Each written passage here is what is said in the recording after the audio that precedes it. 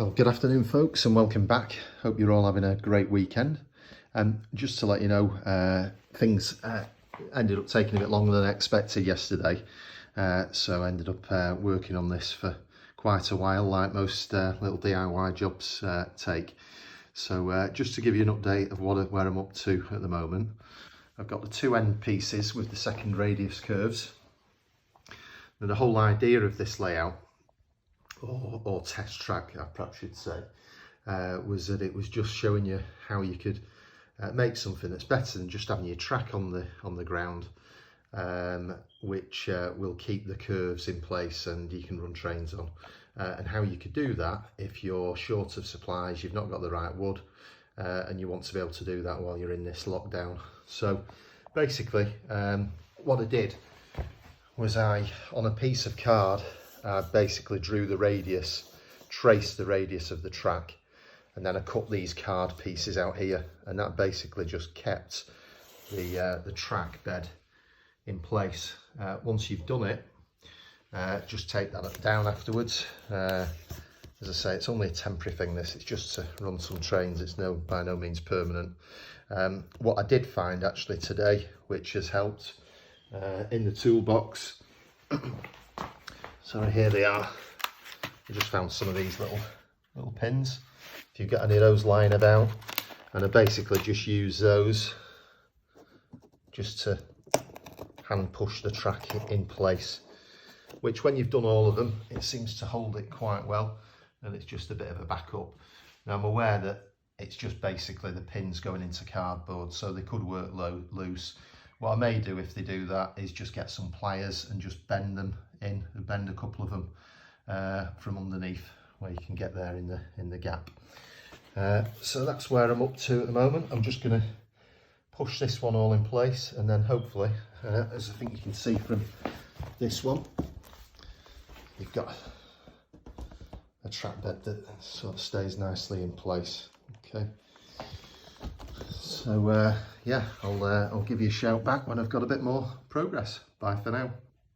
Welcome back folks. So quick update, the power connector where it attaches to the track, you don't really want to be pulling that in and out because A, it's a pain to get in, B, it just loosens the connection. The other thing is with it coming off, I want the controller really to be on the inside. That's fine for the purposes of this.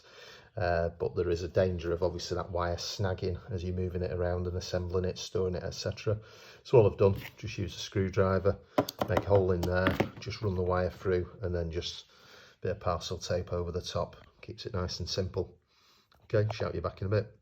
Okay folks, of the two box pieces that we made earlier, what I've done is I've got one of those, and this side I'm going to build an embankment. So all I've done is attached one of the box pieces just with parcels tape, a stronger piece in the middle, and on the two ends attach that with parcel tape, and that's where we're up to. I'll give you a shout back. Okay folks, so all I've done is I've used the straight piece of wood or metal like this as a marker, and basically lined it up, used the scissors, scored along here, and the idea is this now, you just want to measure carefully the distance here, just gauge it so that it's about equal, so that the idea is it will fold up and form an embankment like that. You can just leave as an embankment, or you could even potentially just put some modelling materials, scenic materials on there as well. Okay folks, so you can see there I've parcel taped it up so there's no gap, and what you end up with, if you can see, that is quite a nice profiled embankment. Now obviously I've done this as a temporary measure just to see what can be done, just with basic materials, but what I would say is that you end up with something quite substantial when don't underestimate the strength of cardboard when it's put into different shapes, because that is quite a strong structure. So I dare say you could try it for a main layout as well, and I may well try this technique myself and see how it works. Bear in mind as well that once you put scenic materials on it, such as additional either paper mache or wallpaper paste with paper, or any other more up-to-date methods, that effectively is going to make that much stronger, as well as will the ballast and the glue. So you could end up with quite a decent structure. Okay, so I'll give you a shout when I've progressed a bit more. Basically with this one, I've just put the base piece, same as the other. I'm going to leave this as perhaps a walled section for the track, as you'd find in some cities quite commonly. What I would say is worth doing though is I've just made a hole there, a slit there, so I can feed some parcel tape in, and it'll just tie it all in nicely. And then also I've used the same technique for the embankment, and all that's going to do, it's just going to again give it some strength and keep it nicely tied in, and do the same at the other end. And again, I've just done that through making a cut halfway up and then just scoring that so it'll fold over quite easily, and then use the parcel tape, and that'll give the structure some strength. Okay, shouting a bit. Okay, really simple this, but if you try and get sticky parcel tape through there like I've just done, you'll have a job, quite a challenge.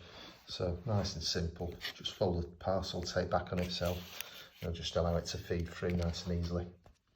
Okay folks, so when you've done that, it's just a case of tidying up the edges, just folded up some pieces there so it's you've not got the rough edge. Just put another bit over there, which is where I've fed the parcel tape through. I'm not going to do anything else with this, because if I do build something more out of this, I'll probably build some kind of wall on there, so just to demonstrate the technique.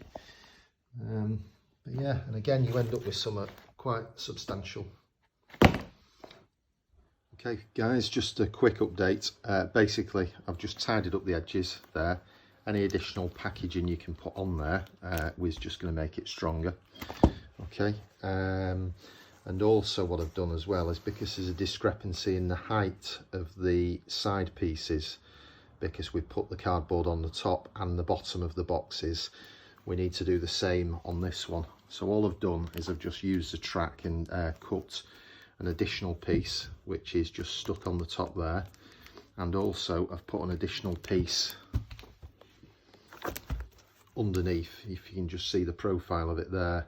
Now I've put it at the back, I've not laid it all the way across, because I really want this to lean in slightly into the layout rather than out, if you get what I mean, so it comes round here. So the idea is that I've got some lean coming in. All that's going to do is it's just going to help if the centripetal forces will of the train going around the layout that way, if anything, is going to try and push the locomotive out. So I'd rather have that leaning in slightly anyway. Yeah, just in the way really that that track on curves on the real lines are slightly curved in that manner. Okay, hope that makes sense. I'll give you a shout back in a bit.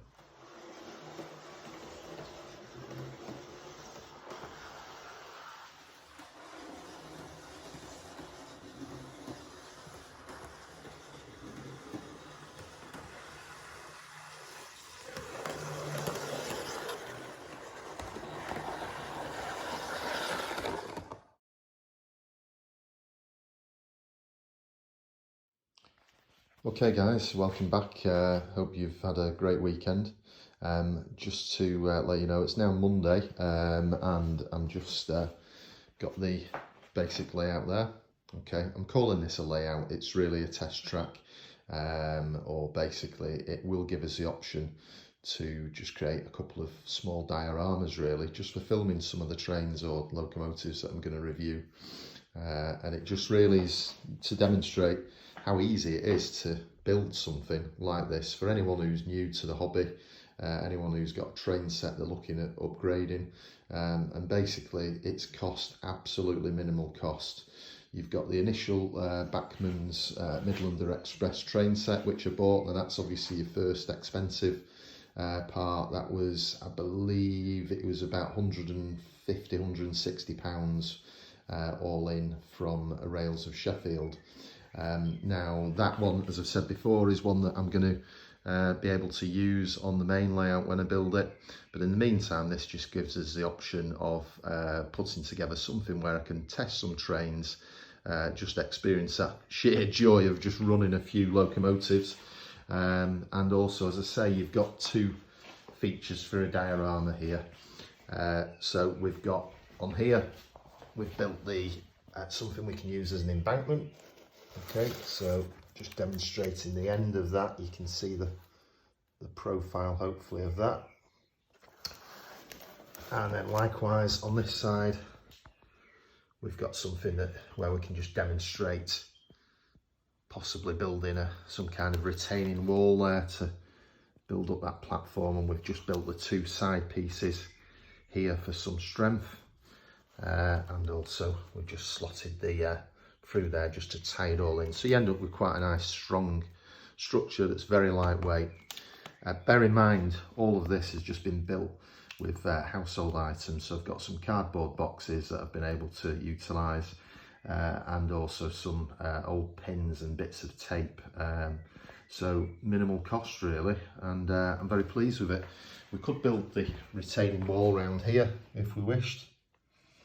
Okay, but yeah, I'll see how far I take it. I may just experiment with the main two side bits, and really I thought I'd have a go at just seeing what I could put together with just completely free items, just bits of stuff that you find in the garden, and just see how that works. It'd just be something decent to have a try with. So yeah, there we go. We've got the side pieces, which I have pinned, and also we've just got these sections here just to stop them, just tie that in. That was just another technique I was trying.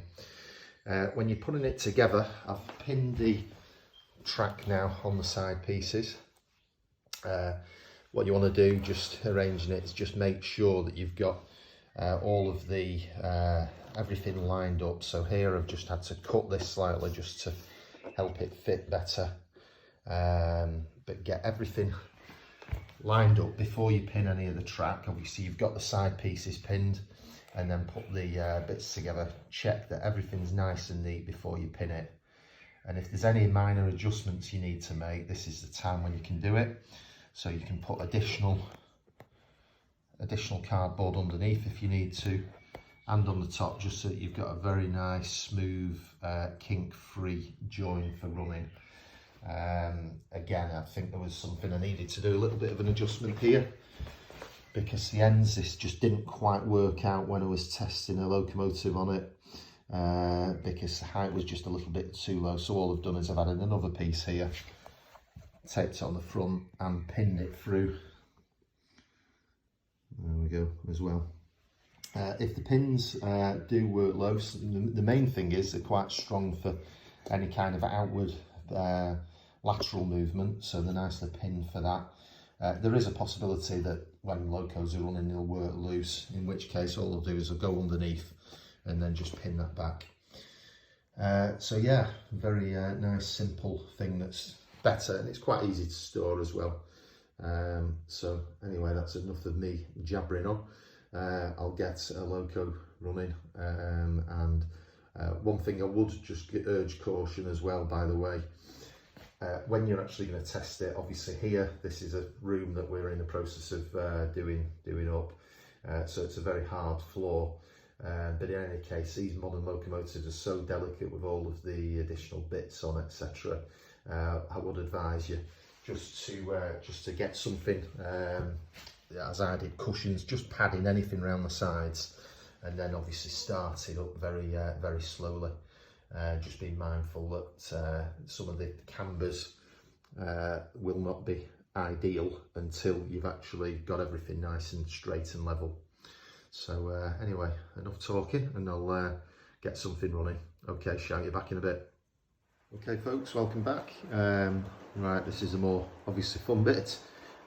We've just got a loco here running around. I've checked all of the connections. What I would say, one thing I'm going to do is mark the adjoining sections, because obviously when you're checking it beforehand, This is going to be, if you fit that over there, it's going to be completely out of place. So I'm just going to mark it with numbers maybe 1, 2, 3, 4, so I can see which way we're going round. But yeah, very pleased with that. So there's a loco running around. That's a Class 47 in rail freight distribution sector livery. Again, it's a Bachmann model, but I'll be bringing that one back for a proper review in due course. But yeah, quite pleased with the way it's all working. Again, I've already run this a little bit, but just have something down there just to protect any of the joints, because you don't want your pride and joy being smashed on the floor by falling off. And again, start it off very slowly and then build the speed up as you go along. But yeah, overall, very pleased with that.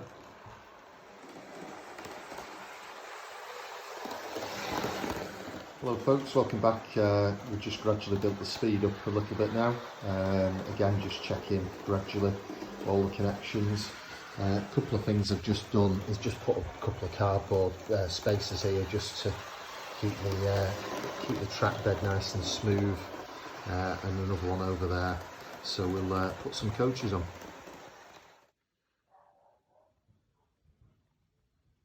Guys, just a quick tip: if you want to open some of these boxes without tearing the point here, quick tip: just basically put a knife in, put the blunt end of it in, and as you open it, I can't do this with one hand, but as you open it, just apply a pressure in that direction with the end of the knife as you pull it up, and it'll save you just tearing the boxes open here.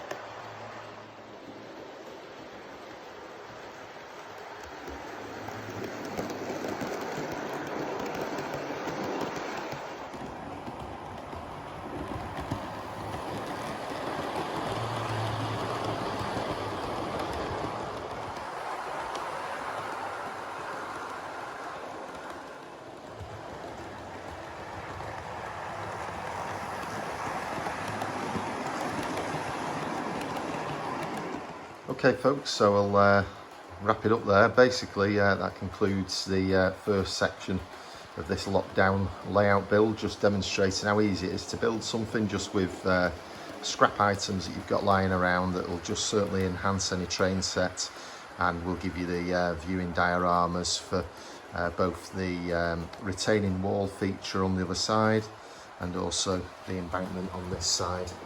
So if you've watched up until this point, you probably deserve a cup of tea, which is what I'll be having. Hope you enjoyed the video and found it useful. If one person gets something from it and it gives them a little bit of inspiration, then that will be great for me, and I've enjoyed putting it together. So that's all good stuff. Still to come, next couple of days, I'll continue the review of the Hatton's Originals Class 66 in BR livery. So we'll get that doing some running, and also the Class 47 Bachmann's in the DRS livery. So we've got that to come.